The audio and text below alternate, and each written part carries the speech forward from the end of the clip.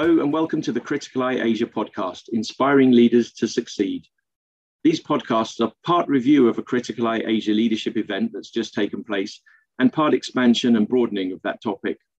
One might call it bringing a critical eye to the subject. We're engaging on subjects at the forefront of business leaders' minds, which are always topical, thought-provoking, and will enable you to learn from leaders and peers delivering amazing results. Hello and welcome to this Criticaleye Asia's third in our series of podcasts. I'm delighted to welcome with me today Susan Chen and Mukta Arya, who I will ask to introduce yourselves very shortly. And really, this is a conversation following a recent event we had, our Criticaleye Asia Leadership Forum, where Susan and Mukta were both speakers. And we covered quite a lot of topics in a fairly short period of time. So what I'd like to do today is welcome you both and ask you to introduce yourselves, and really let's talk about all things HR and people and talent. And I've got some questions to put to you. But first of all, can I hand over to you, Mukta? Just welcome and thanks for joining us. Where are you from, and what's your background, Mukta? Thanks, Michael. It's a pleasure to be here. So I'm Mukta Arya, Head of HR for Asia Pacific for Société Générale. I'm based out of Hong Kong and have been with the bank for the last 16 years across India, Hong Kong, Singapore, and back here. Fantastic. Thanks for joining us this afternoon even. Susan, over to you. Hi, Michael. Thank you for having me here and good to be here. My name is Susan and I head up the people function for Riot Games. I'm based in Singapore. Excellent. Thank you for joining us. I thought both of the sessions that you spoke about on our recent Asia Leadership Forum caused a lot of feedback and a lot of questions and answers. Was there anything in particular that surprised either of you that came out from the session, or questions that were being asked that you thought were kind of left field, or was it all sort of all in a day's work for you both? Susan, can I start with you first of all? Anything that surprised you from sort of some of the discussions you were involved in and hearing? Sure. I don't have a surprise, but if anything, was a really good reminder about thinking about all these changes also within the context of Asia Pacific, because I think too often, us being based in APAC, we think about how do we make sure that we're heard globally? How do we make sure our counterpart fully understand how we operate here differently? I really like there were questions about what does that mean for Asia leadership within this new ways of work? What does this all mean for us in Asia? And I thought that was a really good reminder as we continue to think about the workforce of tomorrow. We are also thinking about how does Asia and APAC, this region, continue to evolve, and does that demand something different, or something a bit more closer to what we're seeing more globally? I think absolutely, it's certainly not a one-size-fits-all sort of solution to how to engage and train and build up your workforce. But Mukta, from your side, anything that came out of it particularly enlightening or surprising, or anything you want to comment on the discussions we had? Yeah, it was not surprising, but for me, what I gathered was that across industries, the issues are very similar. So we're talking about change and, transformation. And frankly, the issues related to culture, related to mindset are very similar, whether it's financial services or manufacturing. The way you do it, maybe it's a little bit different. But what I found that the underlying theme is the same. And then how you handle it, in essence, it's similar. You just have different ways of doing it. So for me, it just reinforced my belief that this is what it is. And these issues are universal and not just, constrained by a sector or by a region. Yeah, ultimately, the common denominator is people, isn't it? And no matter what sort of sector or industry you're in, we're all dealing with people. There was a lot of conversation around, and you mentioned it being, specifically we were talking about Asia Pacific region, but being important of sort of cultural and aware of cultural sensitivities. How difficult is that to implement, blanket HR policies? Obviously, that's not what you do, but how, you can be aware of cultural sensitivities, but then how does that affect sort of implementation and delivery Have you got any sort of examples or suggestions of how people might look at that differently? Mukta, if I can start with you. Yeah, we grapple with this day in and day out. So Société Générale in Asia Pacific, we are in 12 markets. And as you can imagine, the cultural sensitivity, we have to be mindful because of the different regions we operate in. For some of the things, I have to make sure that discuss with the local management as well as HR to make sure that what works for them. They tell us when we have a regional policy to be implemented. Just for example, diversity and inclusion. When we wanted to have 4 networks in the region because we thought that's important for us, we still had to go country by country and see that whether gender, is it an issue everywhere? And frankly, it's not, because gender, when I say, people think about women, but it's a gender balance. So for example, in China and Taiwan, for us, there are more senior women than actually males, so it's the other way around. LGBT plus, we have to be mindful because in some countries, we have it in Hong Kong and Japan doing pretty well. But in countries like China, Singapore, we have to be mindful of the way we implement these policies. So for me, it is not one fit size all. We really have to assess each and every market about why we are doing it, what we are doing it, and how we are doing it. It's everything. You have to really think very carefully before going for it. Yeah. And then that has to fit in, or doesn't have to, but it should fit in with the corporate culture or the culture of the business itself and the culture of the leadership. And I guess that then has its own challenges as well, where if something from a particular region or country clashes with that must cause interesting conversations, I would say. Susan, anything to sort of comment on that, how you then can manage the sort of cultural nuances across the region? I think a lot of it is how do we rethink about our approach of change management? And I think a big part is how do we start co-creating a lot of these policies? And I'm we're thinking about policy more as a broad framework, but really the implementation and depth goes really into what it's meaningful for each of the countries. So instead of, I think, having the habit of sort of having all the answers at the headquarter level and sort of giving it to everyone, we actually essentially try to work with a very broad framework. Like, for example, Mukta said, about diverse inclusion, really understand what that means for us culturally, right? Within the organizational culture, what does diversity look like? What does belonging look like? Knowing what we're trying to achieve together, and then have a very broad framework around that. And then we really co-create the details with each of the countries, or even the different business will have a very different meaning what that means. And I find that co-creation approach has really helped us as we continue to learn to be a more global company than just a company with international presence.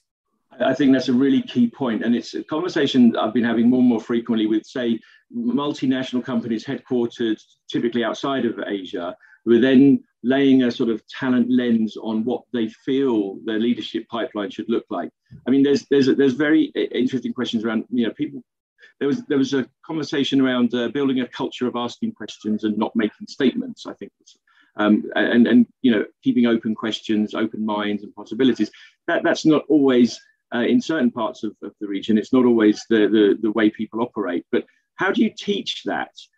Or should you teach that without training people to become carbon copies of one another? I mean, that's possibly true maybe several decades ago of women in financial services, for example. It was you have to act like a man to be successful. I mean, I'm hoping we all find that terrifying nowadays. But how do you go about that, and how do you change the way that maybe the board or the senior management team look at what talent looks like in different parts of the world? I like the comment there, Susan, on co-creating. Mm-hmm. Surely that's a really good way forward on that. Mukta, do you have any thoughts around that? Yeah, it's a very, very important topic, and what we call in financial services speak up culture, And for me, it has many different dimensions where, for example, a company has to have a culture where people they feel inclusive, there is psychological safety and trust, so that when they have an issue, they can speak about it openly, So for us, it's also part of our code of conduct and part of our values, actually, where people have the courage to speak up. How do we enhance this kind of culture? One is through the managerial culture, where we are training our managers to be more like coaches, looking at diversity and inclusion and how to actually create an inclusive environment, and providing that psychological safety. So for me, the manager in a company at whatever level, whether they are first-time managers, mid-managers, senior managers, this is really important that they understand their role of creating that environment. And then only people will speak up. We do have, in our code of conduct, a whistleblowing policy, speaking up, and we encourage it anonymously in case some people don't want to be named about it. And it works sometimes. And I have seen that people are speaking up more, about certain behaviors, certain cultures. And this for me is really important, because if employees care about you, they will raise questions, which will lead to a better organization. So yes, we are working on it, especially in countries where people generally don't speak up very easily. So then the environment that we are providing to them, it actually helps in raising questions, and also for us, to make sure that we hear them and actually do something about it. Right. Because there's one thing about raising questions, and then the other thing also about what do you do with it? Are you making a change based on that or not? So it's an important topic. It sounds like it's very much you're sort of setting the tone from the top, and if you're showing by doing. And if your leaders, if you're really committed to this sort of culture, creating this sort of culture, everyone has to be involved and exercising that. Susan, how about yourself and sort of companies you've worked for and are with currently? How do you sort of implement that? That I guess it's about showing what you're doing, or saying doing what you're saying you're going to do. I guess is the leadership lens. I'm actually going to give you a slight different turn, just because I've worked for the last few years, very much focusing on startups, sort of hyper growth startups. So to a certain extent, even Riot is sort of an MNC, it's been around for 10 years, but just the nature of the game industry, right? And the way how fast things are going, it's like a startup. And there's beauty in the startup. I think speak up culture is one that has been embraced and is part of our DNA. I do think I really like what Mukta talked about, is about how do you take action based on a conversation, right? A meaningful conversation. So our focus hasn't been about speaking up, but our focus is how do we have a meaningful conversation? And what does that mean is that you also don't want an environment where everyone feel awesome to speak up, but they stop becoming productive, right? Because then everyone has an opinion about something, and opinions are wonderful. Everyone has one, but as a company, in order to be productive, you actually need to have meaningful conversation. So I would say for our case, hasn't been about getting them to speak up, but it's how do we speak up in a way that helps us to move forward in a meaningful way. Yeah, absolutely, and I think again, it's showing people what you mean, and you have to have that exercise at the very highest levels of the company, and it filters through. Talking about sort of skills and building skills, one of the things that often comes out, and particularly in the last couple of years, is one of the top leadership skills that's been identified is resilience. In conversations around the last financial crisis, where a lot of companies just didn't have the capability there, because some of the leaders had not been through any particular times of crisis or serious times where they had to show that as a character or as a skill. How do you train resilience? I mean, you put people into a forced situation and leave them there for a couple of days, and then hopefully they'll come out alive and be better leaders. How can you test it? I'm just really interested in what if this is a top leadership skill right now. How is that going to come through for people who maybe everyone's been through the last couple of years, so that's we're all building that skill, some better than others, but any thoughts on that as a leadership skill, or indeed any other top skills that are really needed now and for the coming years? Again, Mukta, I'll start with you, put you on the spot on that one. Yeah. So, for leadership traits, companies have been doing programs for a long time, and we also did the same. Resilience, we started actually talking about it around 5 years ago when it was still bubbling, and then it was still nice to have and not something which was, something which companies needed.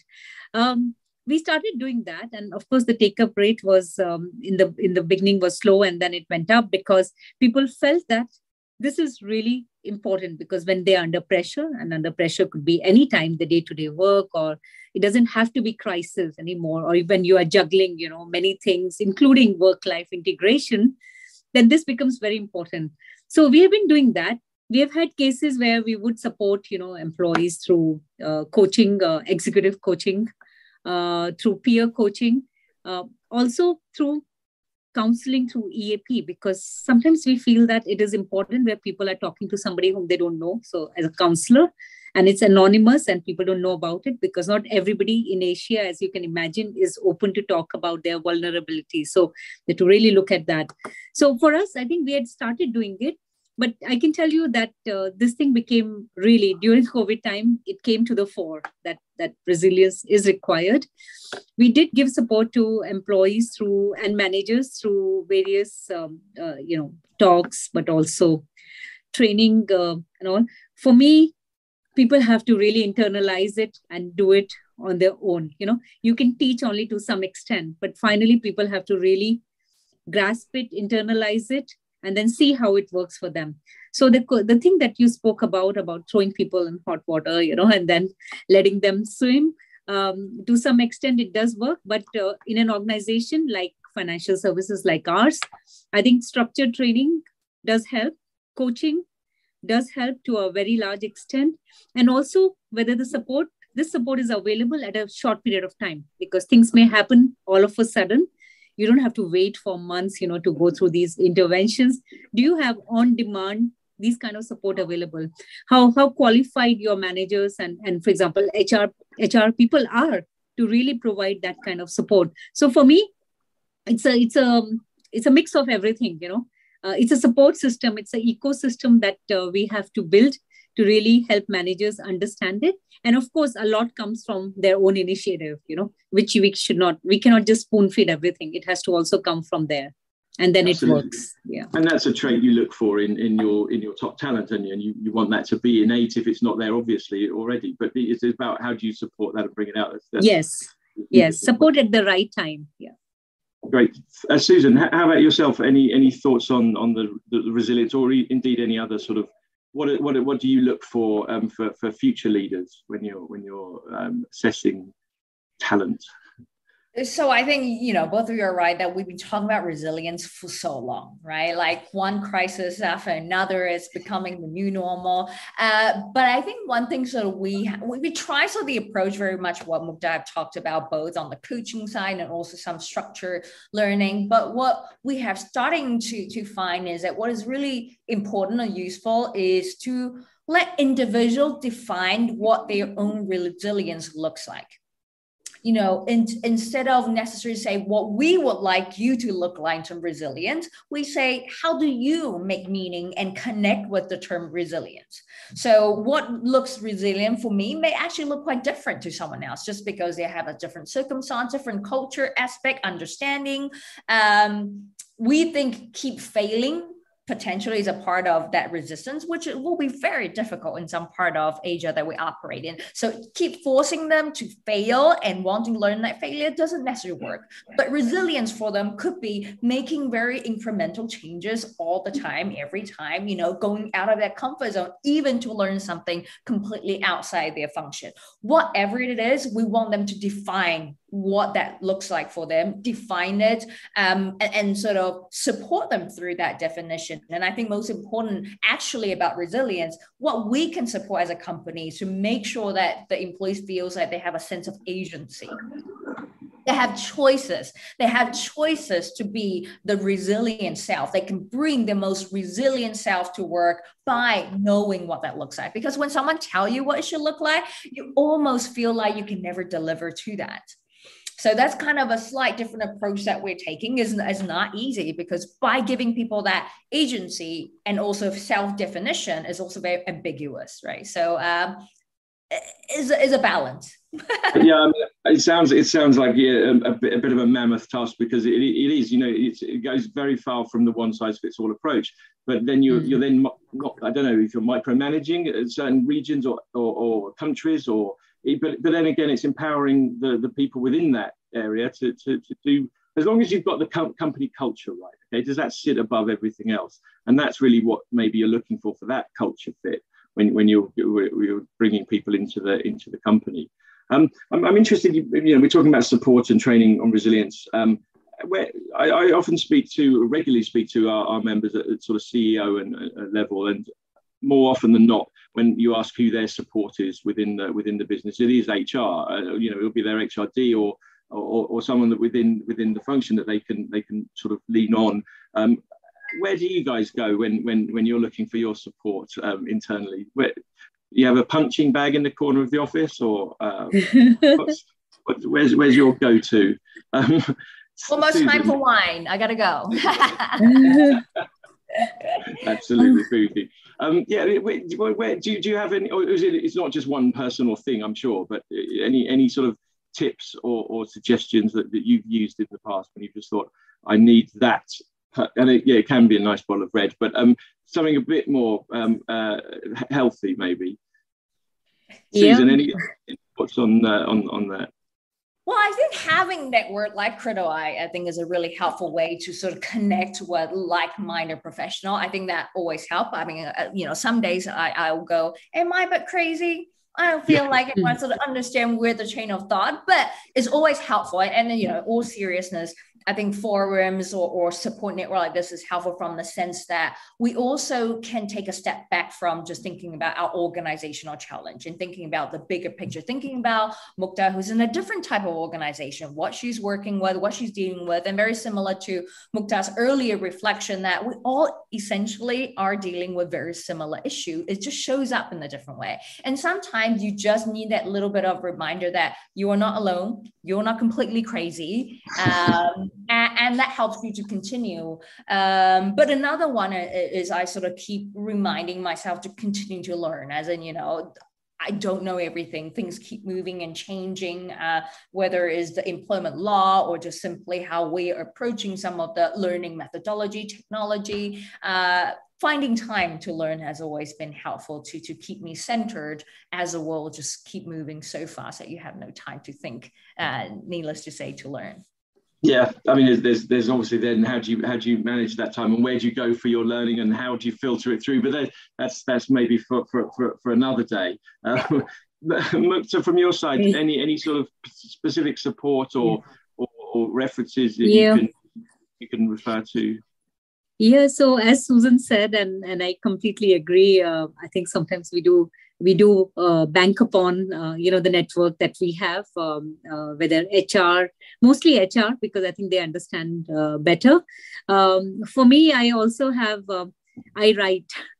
So sometimes when I have a difficult issue and I really cannot speak to anyone, so I write, and for me this is the way I take out things. And sometimes ideas come in the middle of the night and all, and because I've written it down, it's like more concrete, what the issue is.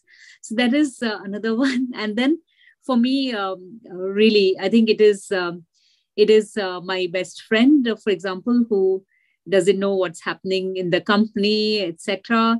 We don't take any names, but sometimes I might discuss some issues, which are there. You do need an outlet somewhere, and I think we all have our different ways of finding things. For me, it works, but you do need some sort of where you are using where you're taking it out. You have to take it out, otherwise it becomes a problem. And you need that sort of, whether it's creativity, whether it's some outlet, you need to be, can't overwhelm yourself. Otherwise you lose that opportunity. Yeah. I remember one of our earlier meetings, physical boardroom style discussion we had in Singapore, and it was quite a serious topic. And I remember towards the end, one of the members sort of started speaking about how he deals with stress, and he said he has a cupboard, quite a large cupboard in the corner of his office. He'll go in there, he'll shut the door, and he'll just scream at the top of his voice. And I thought it was a joke. Everyone around the table thought, that's a great idea. I need to get myself one of those covers. And that was the key takeaway from the topic. But it just goes to show, just from what you've both said, sometimes you just need to stop and reflect and think, it's not just me, everyone's dealing with similar challenges, and how do we share those? I'm not sure how we're doing for time, but I think we're sort of coming towards the end of our allotted time for discussion. I just wanted to say thank you both for joining us today and for sharing again. Really, really great to have you on the podcast, and look forward to seeing you at future Criticaleye events. And thanks to the team in London for setting us up and having the podcast. Good to see you both. Thanks a lot. Thank you. Yeah. Bye.